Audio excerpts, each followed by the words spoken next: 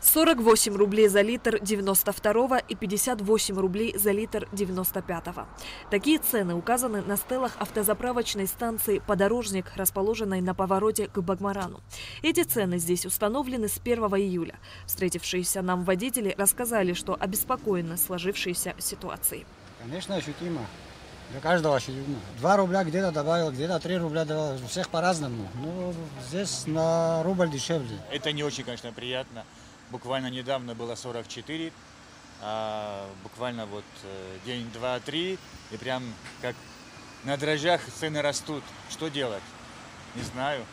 Подорожало, что делать? Везде подорожало. А так бензин нормальный в этой заправке.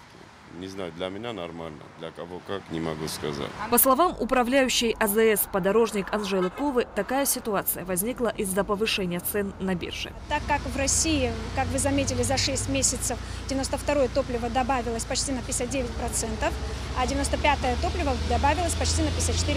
Из-за этого нам пришлось тоже, к сожалению, поднять цены на топливо. В Абхазии мы самые последние подняли цены на топливо. Повышение цен наблюдается и на других автозаправочных станциях. На АЗС «Роснефть» 92-й бензин стоит 48 рублей, 95-й – 58, 100-й – 70 рублей. А на станции «Азид» стоимость 92-го составляет 49 рублей 50 копеек, 95-го – 59 рублей 50 копеек, 95-го S-Drive – 61,50.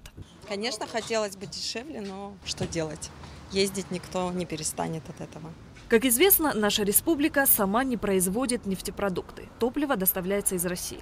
По словам заместителя министра экономики Теймура Замиквабе, на протяжении последних 2 месяцев на российском рынке, в том числе и на бирже, прослеживается поэтапное повышение цен на нефтепродукты.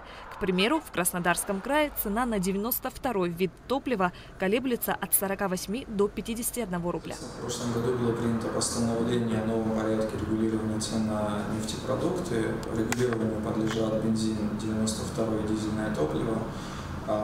Расчет цены на реализацию, то есть цена на стеле, отталкивается от того, по какой цене то или иное предприятие закупает нефтепродукты.